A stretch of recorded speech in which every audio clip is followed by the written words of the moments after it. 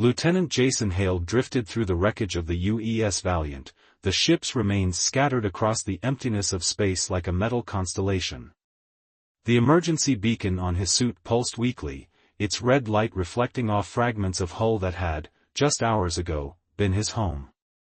17 crew members, gone in an instant, and the unknown vessel emerged from the shadow of the moon and opened fire without warning or mercy. Only Jason remained, thrown clear during the initial blast, watching helplessly as the Valiant broke apart in silence.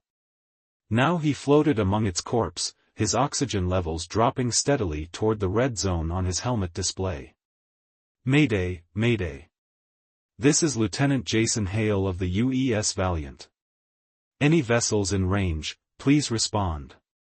His voice sounded hollow inside his helmet, the words a ritual he'd repeated every 15 minutes since the attack. The communication system crackled with static, his only reply.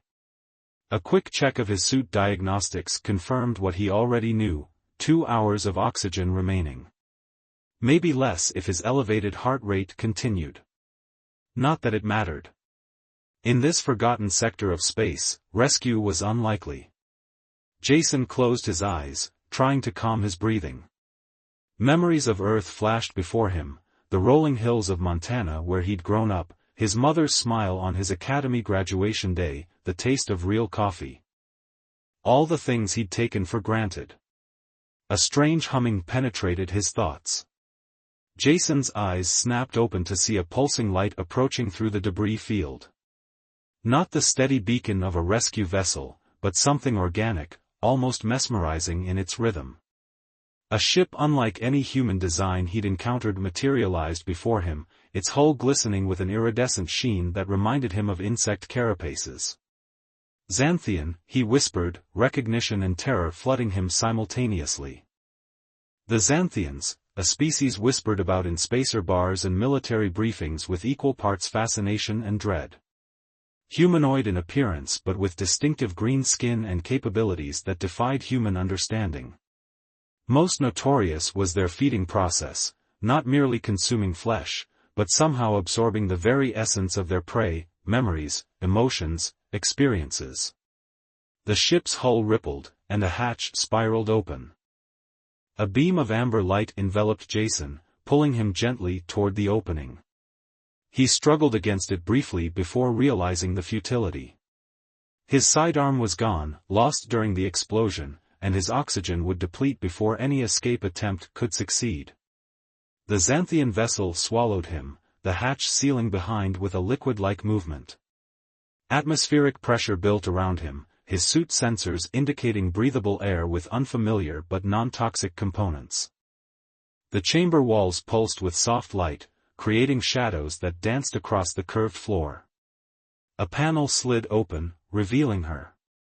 She stood nearly 7 feet tall, her willowy frame draped in a form-fitting material that shimmered between violet and silver with her movements. Her skin was the pale green of new leaves in spring, seeming to glow from within. But most striking was her hair, a mass of blonde curls that defied gravity, floating around her head like a celestial crown. Her eyes, large and slightly tilted at the corners, were entirely black except for vertical pupils that shone with golden light. "You're the last one alive," she said, her voice melodic yet alien, each word carrying harmonic undertones that made Jason's skin prickle. "I've been searching the wreckage for survivors." Jason remained silent, watching her approach with predatory grace. Death by vacuum suddenly seemed preferable to whatever this creature intended. "I am Zyra," she continued, stopping a few paces away. "Remove your helmet, Lieutenant Hale. The atmosphere is adjusted for your physiology." "How do you know my name?" Jason asked, not moving to comply. A smile revealed teeth that were unnervingly white and slightly pointed. "Your distress signal. Quite persistent." She tilted her head, the motion unnaturally fluid. "Your suit is damaged, and your oxygen supply critically low. I offer sanctuary." "Forgive my skepticism," Jason replied, "but your species isn't known for its hospitality toward humans. Yet here you are, alive. Zyra gestured around them. Had I wished to consume you in the traditional sense, I could have done so while you drifted, weakened and alone. The logic was difficult to refute. Reluctantly, Jason released his helmet seal, the hiss of equalizing pressure filling his ears. The air carried a faint scent of cinnamon and ozone. Zyra approached closer, her movements liquid and hypnotic. You fear me because you believe I hunger for your flesh, your life. She reached out, stopping just short of touching his face. But what if I hunger for something deeper? Something intimate. Despite himself, Jason felt a pull toward her, not just physical attraction, though her alien beauty was undeniable. Something more primal, a connection that both terrified and fascinated him. What do you want from me? He asked, his voice steadier than he felt. Her golden pupils dilated. Understanding. Exchange. There are many forms of consumption, Lieutenant Hale. Not all destroy. Some transform. Jason took a step back, his shoulder blades pressing against the curved wall of the chamber. And if I refuse? Then I return you to the void with supplies sufficient to sustain you until your people arrive. She turned away, the gesture somehow both dismissive and regretful. But I do not believe you will refuse. What makes you so sure? Zyra looked back at him, her gaze penetrating. Because I've tasted enough human essence to recognize curiosity when I see it. And yours?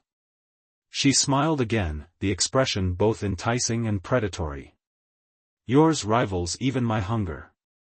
As the ship hummed around them, accelerating away from the Valiant's grave, Jason realized he was embarking on a journey far more dangerous than any military mission, one where the line between being consumed and being transformed might prove devastatingly thin. And the most terrifying part was the small voice inside him that whispered, perhaps being consumed wasn't the worst fate imaginable. 3 days aboard Zyra's vessel had taught Jason two things: the ship itself was partially alive, and its captain was an enigma he couldn't decipher. The corridors shifted subtly when unobserved, and surfaces pulsed with gentle bioluminescence that responded to touch. Like Zyra herself, the ship was beautiful, alien, and vaguely threatening. Jason sat cross-legged on a platform that served as his bed, wearing a borrowed garment of silvery material that adjusted to his body temperature. Across the chamber, Zyra manipulated holographic controls with elegant six-fingered hands. We're approaching the Cygnus drift, she announced without turning.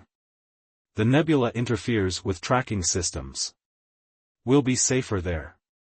Safer from what? Jason asked. My people, or yours? Her blonde curls rippled as she turned, catching the ambient light. Both. Neither would understand what I'm attempting. That makes two of us, Jason muttered. Zyra abandoned the controls and glided toward him. Each movement was too fluid, too perfect, a constant reminder of her otherness. She settled beside him on the platform, close enough that he could smell her peculiar scent, something like electric storms and exotic spices. You want to understand the nature of my hunger, she said. It wasn't a question. Jason swallowed hard. If I'm to be prey, I'd like to know what that means. Not prey. Never that. Zyra's eyes flashed with something like offense. My people consume, yes, but what we take becomes part of us. The memories, emotions, experiences, they live on within. It is. She searched for the word. Communion. You drain people of their essence until they're empty husks. She flinched. Some do. The old ways. But consumption need not be complete or destructive. Her hand moved toward his, stopping just short of contact. It can be exchange. What I take, I can also give. Memories for memories. Feelings for feelings. And the physical? Your people are known to consume flesh as well. A smile curved her lips. We feed as you do, on synthesized proteins. The physical consumption your kind fears is merely symbolic, a relic of evolution, like your appendix. Something in her explanation felt incomplete, but before Jason could press further, the ship shuddered violently. Warning lights pulsed along the walls, their glow shifting to alarming crimson. Scavengers, Zyra hissed, springing up with inhuman grace. They hunt the drift for damaged vessels. She swept toward the control interface. They've detected your human life signs, a rare prize in these sectors. The view screen materialized, showing 3 crude vessels bristling with makeshift weapons. Their design was unfamiliar to Jason, cobbled together from salvaged components. Can we outrun them? He asked, moving to her side. No. Their weapons would damage my ship's sensory membranes. Zyra's expression hardened. We must fight. The next moments were chaos. Jason clutched a support column as Zyra's ship performed maneuvers that defied physics. The scavenger vessels fired salvos of energy that splashed against their shields. Zyra's hands danced across the controls, her movements becoming a blur of concentrated fury. Then she paused, her back straightening. Hold tight, she whispered, before pressing her palms flat against the console. What happened next burned itself into Jason's memory. Zyra's body seemed to connect with the ship, not metaphorically, but literally. Veins of light traveled from the console up her arms, spreading across her green skin in luminous patterns. Her eyes blazed golden, pupils expanding until they filled the black sclera entirely. The ship responded instantly, weapons ports opening along its hull. But instead of conventional weapons, tendrils of energy extended outward, the same golden hue as Zyra's eyes. These tendrils enveloped the nearest scavenger vessel, and Jason watched in horrified fascination as the ship simply withered. Its hull collapsed inward, energy signatures flickering and dying. The remaining scavengers retreated, engines flaring in desperate flight. Zyra slumped against the console, the light fading from her skin. Jason rushed to catch her before she fell, his military instincts overriding his fear. Her body felt fever-hot through the thin material of her clothing. What did you do? He asked, supporting her weight. Consumed their energy, she whispered, her voice weaker than he'd heard before. But too quickly, uncontrolled. As he helped her to a reclining platform, Jason noticed with alarm that the ship's ambient lighting had dimmed significantly. A damage indicator flashed on the view screen, the life support systems were compromised. The nebula's radiation affected our defenses, Zyra explained, her breathing shallow. We have 6 hours before oxygen levels become critical. Jason's mind raced through survival protocols. Can the ship repair itself? Yes, but it needs direction. She reached for his hand, and this time made contact. Her skin against his sent electric shivers up his arm. I need strength to guide the healing process. What can I do? Jason asked, surprising himself with his willingness to help. Zyra's golden eyes met his. Let me feed, just a taste of your energy, your emotions. It would sustain me enough to repair the ship. Fear and fascination warred within him. Will it hurt? No, she whispered, her fingers twining with his.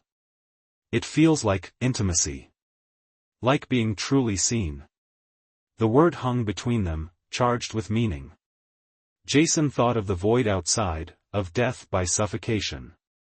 But more than survival instinct drove his decision, a curiosity about this connection Zyra described, this hunger that promised transformation rather than destruction. Do it, he said finally. Zyra's free hand rose to cup his cheek, her touch impossibly gentle for a being who had just destroyed a ship with tendrils of energy. Close your eyes, she murmured, leaning closer until her forehead touched his.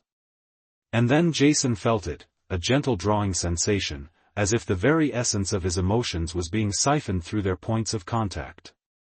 But strangely, it didn't diminish him. Instead, the connection flowed both ways, and fleeting impressions from Zyra's consciousness brushed against his own, soaring through stellar nurseries, the taste of solar flares, loneliness deeper than space itself. It wasn't consumption. It was communion. When Zyra finally withdrew, the ship's lights had strengthened, and her eyes glowed with renewed vigor. But Jason's perception of her had fundamentally changed. He no longer saw merely predator or prey, he saw a being as complex and contradictory as himself. And something within him hungered for more. The space station Meridian hung in the void like a tarnished coin, its once gleaming surfaces dulled by decades of cosmic radiation and neglect. A waypoint between civilized space and the lawless outer systems, it welcomed all species, provided they had currency to spend or trade to offer. Zyra's ship docked in the lower levels, away from the main traffic hubs and surveillance systems. As the docking clamps engaged with a metallic groan, she turned to Jason, who was fastening the collar of a hooded cloak she had provided. "Keep your face shadowed," she instructed, adjusting the fabric to better conceal his features. "Humans are rare this far out, valuable commodities to certain parties." "And what about you?" Jason asked. "Won't a Xanthian draw attention?" Her lips curved in a half-smile. "They fear me too much to approach directly. But they might use you to get to me." "Why?" "My kind are seldom seen alone. We travel in collectives, hunting together."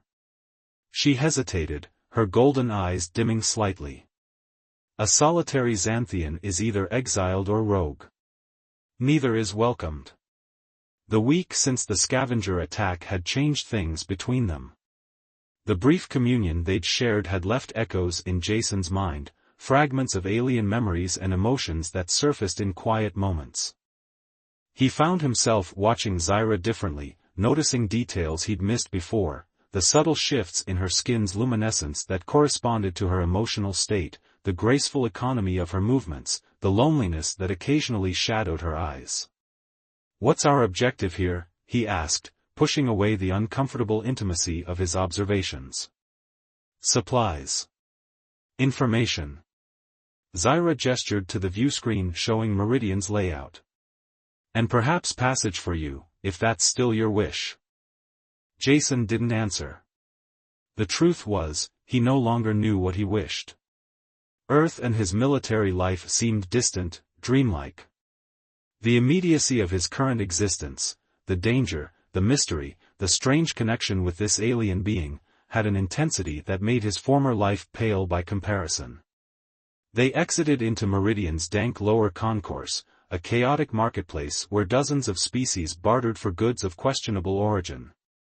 The air was thick with unfamiliar spices, chemical fumes, and the mingled scents of too many biological entities in too little space. Overhead, holographic advertisements flickered in multiple languages, some Jason's translator couldn't decipher. True to Zyra's prediction, their arrival caused a ripple effect. Conversations halted as they passed, only to resume in urgent whispers. A group of insectoid traders shifted to block their path, only to scatter when Zyra's eyes flashed golden.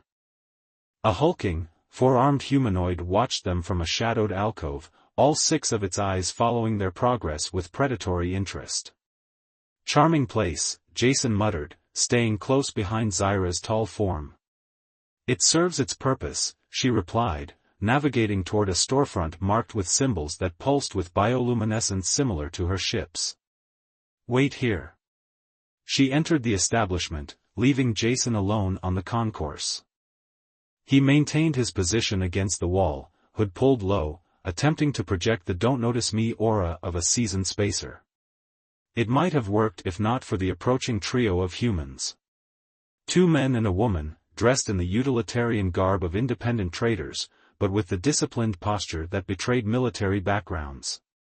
The leader, a broad-shouldered man with a facial scar that bisected his left eyebrow, spoke first. "Coalition personnel aren't common this far out," he said without preamble.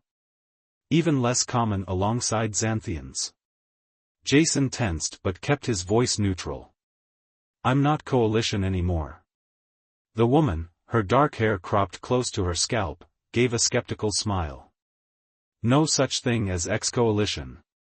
Once you're in for life. Her hand rested casually near a concealed weapon. Lieutenant Jason Hale, UES Valiant. Reported Kia 6 weeks ago when your ship was destroyed in the Arcturus Reach. Yet here you are. How? We've got friends in orbit with good scanning tech, the third man explained, his voice surprisingly gentle. Your biometrics flagged in the system. We can help you, the leader said, leaning closer. Get you back to Coalition space, away from that thing that's got you leashed. She's not. They consume, Hale, the woman cut in, her expression hardening. Not just physically. They take everything, memories, emotions, identity.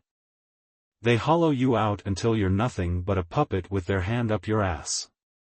Whatever it's told you, whatever it's shown you, it's manipulation. Jason felt a chill that had nothing to do with Meridian's inadequate environmental controls. You've encountered them before. The scarred man's eyes darkened. Lost my whole crew to one of them. It played with us for weeks. Made us trust it. Made us think it was different. His voice dropped to a harsh whisper. By the time we realized what was happening, half of us were already empty. A commotion from the storefront drew their attention.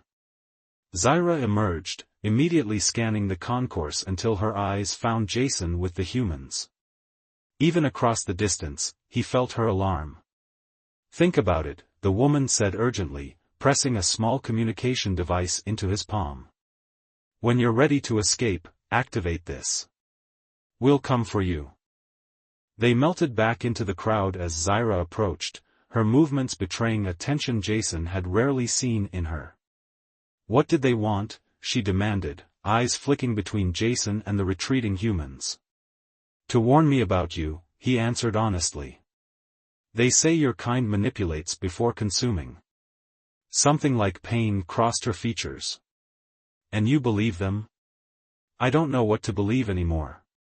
The device felt heavy in his palm. You've shown me things, made me feel things, how do I know that's not manipulation?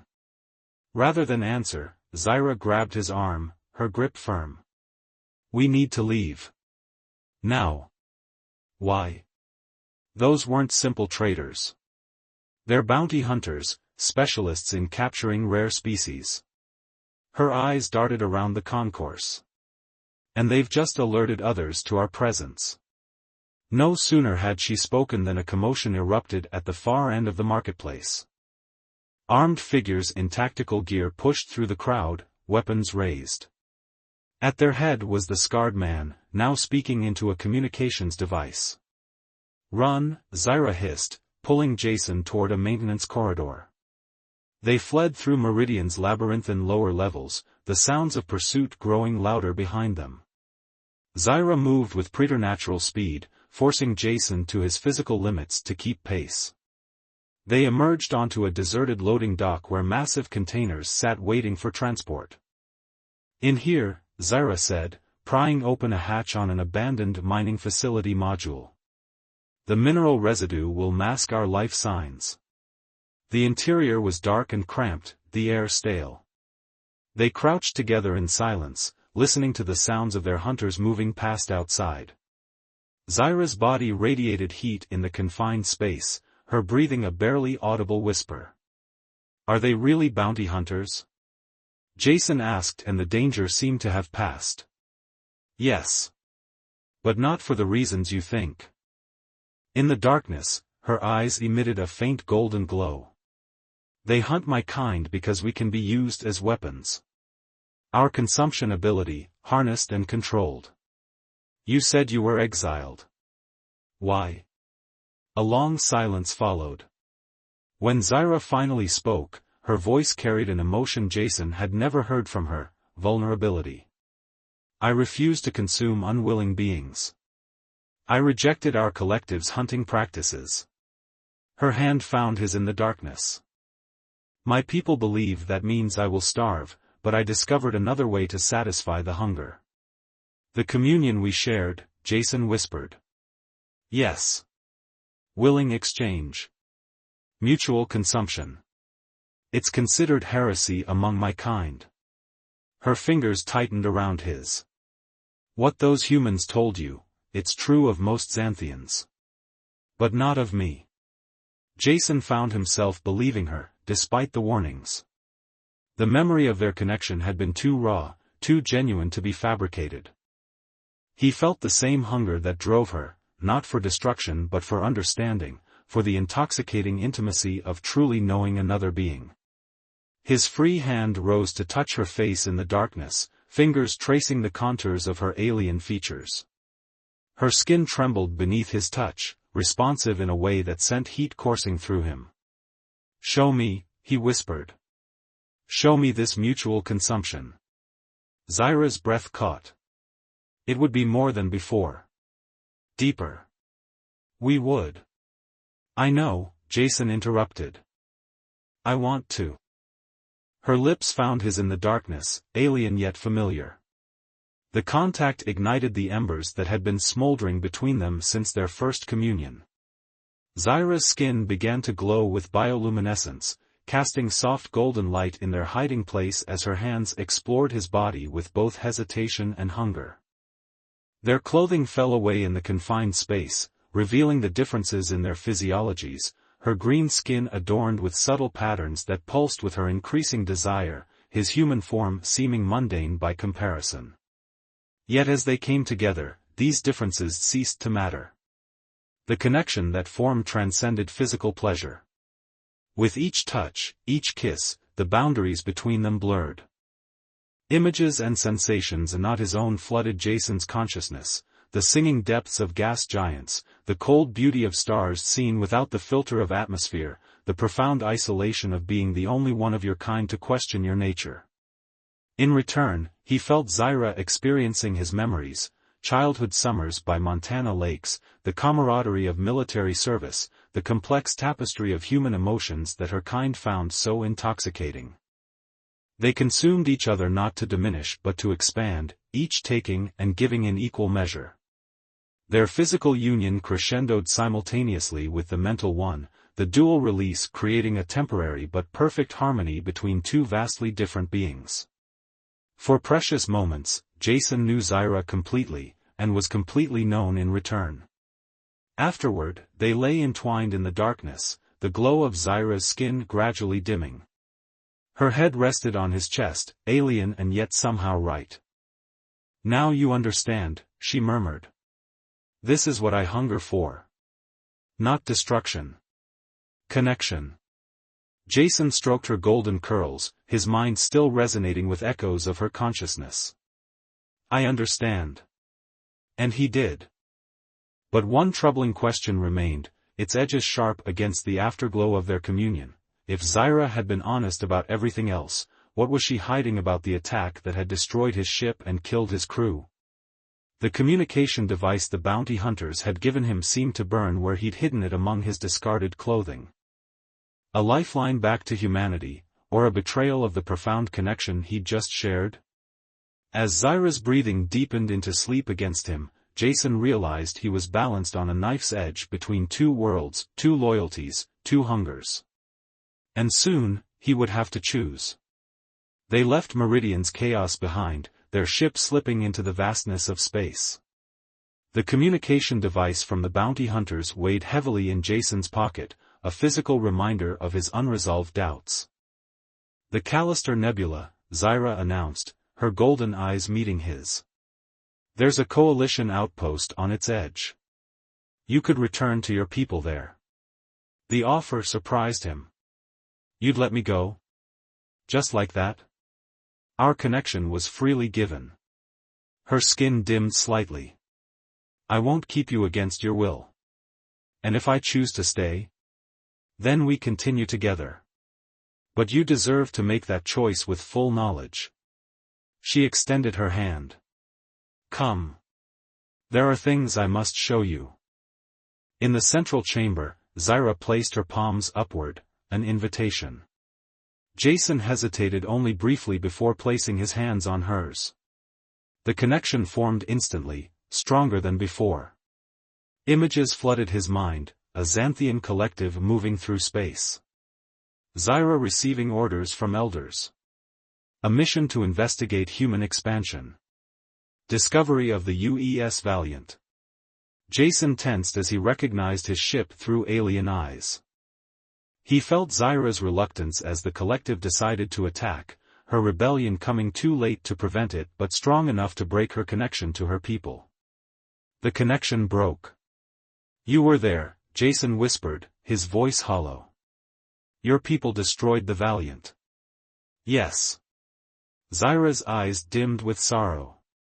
"I was part of the collective that attacked your ship. You killed my crew. My friends." Anger flared hot within him. "I tried to stop it, but they overpowered my will. I broke from them, Jason. The backlash nearly destroyed me." Convenient. The rebel with a conscience, while 17 humans are dead. "I'm showing you everything because you deserve the truth," she said quietly. "My rebellion came too late to save your crew, but it was real. Why tell me this now? Because what we shared changed everything. You would have discovered it eventually through our connection." Jason paced, wrestling with betrayal and the memory of their communion. The authenticity of their connection was undeniable, yet so was his loss. "The collective is planning something larger," Zyra continued. "Coordinated strikes against multiple human outposts. Billions of your kind at risk." Before Jason could respond, the ship chimed. Incoming transmission. Coalition military frequency. Commander Vega's stern face appeared on the holographic display. "Lieutenant Hale. Our scanners detected your biometric signature aboard what appears to be a Xanthian vessel." "Explain." "I was rescued by a Xanthian defector with intelligence about planned attacks against coalition targets." Vega's expression hardened. "We have reason to believe Xanthians can influence human thought. Your judgment may be compromised. We'll have a containment unit ready for the Xanthian at Callister." Jason knew what that meant. Zyra would be imprisoned, studied, dissected. Not communion but violation. After the transmission ended, he withdrew the bounty hunter's device. With a single activation, he could summon them. It was his duty as a coalition officer. Yet he couldn't forget the genuine remorse he'd felt within Zyra's consciousness, her exile, her willingness to warn humanity. When Zyra returned hours later, she found Jason standing before the navigational display showing a course away from Callister. "You've decided," she said, voice carefully neutral. "Not exactly. There's a third option beyond returning to my people or staying with you." "What do you mean?" "Vega's expecting us with a containment unit for you and deprogramming for me." He gestured to the altered course. "We'll gather evidence of the collective's plans, then approach Callister on our terms." "This is dangerous, Jason." "I know." He reached for her hand. "But what we experience together, the communion, represents a possibility neither of our species has considered." "Coexistence," Zyra whispered.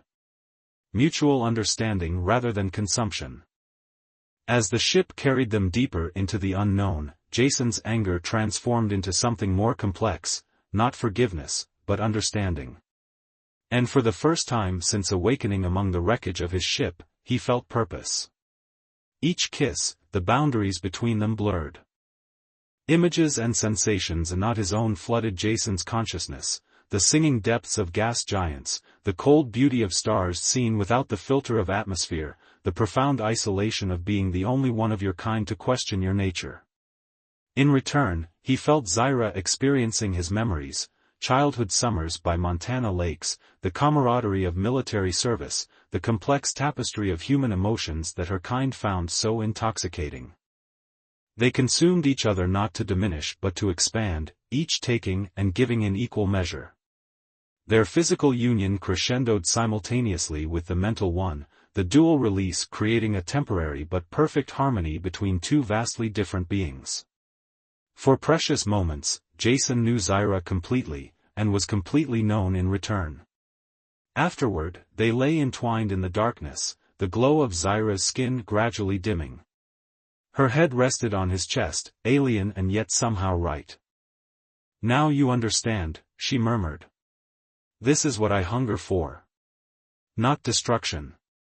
Connection." Jason stroked her golden curls, his mind still resonating with echoes of her consciousness. "I understand." And he did. But one troubling question remained, its edges sharp against the afterglow of their communion. If Zyra had been honest about everything else, what was she hiding about the attack that had destroyed his ship and killed his crew? The communication device the bounty hunters had given him seemed to burn where he'd hidden it among his discarded clothing. A lifeline back to humanity, or a betrayal of the profound connection he'd just shared? As Zyra's breathing deepened into sleep against him, Jason realized he was balanced on a knife's edge between two worlds, two loyalties, two hungers. And soon, he would have to choose. The collective found them at the edge of the Andromeda void. 3 Xanthian vessels converged on their position, their bioluminescent hulls pulsing with aggressive patterns that even Jason could interpret as hostility. "They've tracked us," Zyra whispered, her skin paling to a sickly green. "We can't outrun them." Jason stared at the viewscreen showing the approaching ships. "The evidence?" "Transmitted to Callister. Whether they believe it." She left the sentence unfinished. For the past 2 weeks, they had hovered on the fringes of Xanthian space, intercepting communications, gathering data on the planned attacks against human outposts. Enough proof to convince even the most skeptical coalition commander of the imminent threat. But it seemed their time had run out. The ship shuddered as the first energy tendril reached out from the lead Xanthian vessel, probing their defenses. Zyra stumbled, her connection to the ship disrupted by the intrusion. "They're attempting to sever my link to the ship's consciousness," she gasped, her luminescent patterns flickering erratically. "Can you fight them off?" Jason rushed to her side, supporting her trembling form. "Not alone. They're too many, too strong." Her eyes, normally golden, dimmed to a faint amber. "There's only one possibility for survival, Jason. But the price? Tell me." Zyra took his face in her hands, her touch cool against his skin. "Complete communion. Not the partial sharing we've experienced, but total union. My consciousness merged entirely with yours." "You mean consumption," Jason said, understanding dawning. "You consuming me?" "No. Not consumption. Transformation." Her fingers traced the contours of his face with desperate tenderness. "Neither of us would remain as we are. We would become something new, something neither human nor Xanthian." Another impact rocked the ship, systems failing around them as the collective's energy drain intensified. "Will it hurt?" Jason asked, echoing his question from their first communion. A sad smile curved Zyra's lips. "Yes. But not in the way you might think. It will hurt to lose what you are, even as you gain what we might become." Jason thought of Earth, of his duty, of the 17 crew members who had died aboard the Valiant. He thought of Zyra's exile, her rebellion, her hunger for connection rather than consumption. We'd maintain our memories. Our selves. Aspects. Integrated. Different. Her words became strained as the ship's atmosphere thinned, life support failing. "It's not surrender, Jason.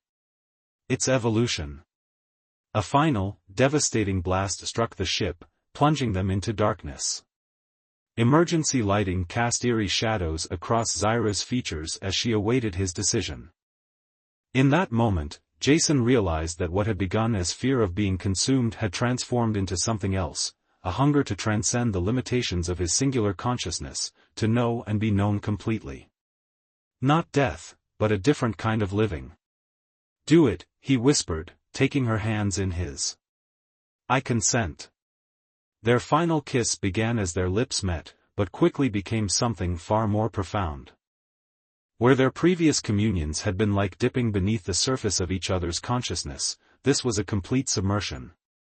Boundaries dissolved as Zyra's essence flowed into him, and his into her. Pain and pleasure, indistinguishable from each other, coursed through what had been their separate bodies. Light emanated from their merging forms, golden and blinding. When the collective vessels breached the hull moments later, they found neither human nor Xanthian aboard, only a new entity, radiating with power that made even the eldest Xanthians recoil in shock. "We are the first," the being spoke, its voice harmonizing in ways neither human vocal cords nor Xanthian resonance chambers could produce alone. But not the last. As the collective retreated in confusion, the being that had been Jason and Zyra set course for Callister. Not as harbinger of war, nor as refugee seeking sanctuary, but as living proof that consumption need not destroy, that hunger, properly understood, could lead to transformation rather than obliteration. And in the vast darkness of space, a new kind of light began to spread, one born from the willing surrender to a hunger greater than fear. Each kiss, the boundaries between them blurred. Images and sensations not his own flooded Jason's consciousness, the singing depths of gas giants, the cold beauty of stars seen without the filter of atmosphere, the profound isolation of being the only one of your kind to question your nature. In return, he felt Zyra experiencing his memories, childhood summers by Montana lakes, the camaraderie of military service, the complex tapestry of human emotions that her kind found so intoxicating. They consumed each other not to diminish but to expand, each taking and giving in equal measure. Their physical union crescendoed simultaneously with the mental one, the dual release creating a temporary but perfect harmony between two vastly different beings. For precious moments, Jason knew Zyra completely, and was completely known in return. Afterward, they lay entwined in the darkness, the glow of Zyra's skin gradually dimming. Her head rested on his chest, alien and yet somehow right. "Now you understand," she murmured. "This is what I hunger for. Not destruction. Connection." Jason stroked her golden curls, his mind still resonating with echoes of her consciousness. "I understand." And he did. But one troubling question remained, its edges sharp against the afterglow of their communion.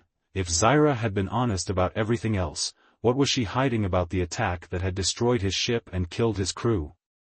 The communication device the bounty hunters had given him seemed to burn where he'd hidden it among his discarded clothing. A lifeline back to humanity, or a betrayal of the profound connection he'd just shared? As Zyra's breathing deepened into sleep against him, Jason realized he was balanced on a knife's edge between two worlds, two loyalties, two hungers. And soon, he would have to choose.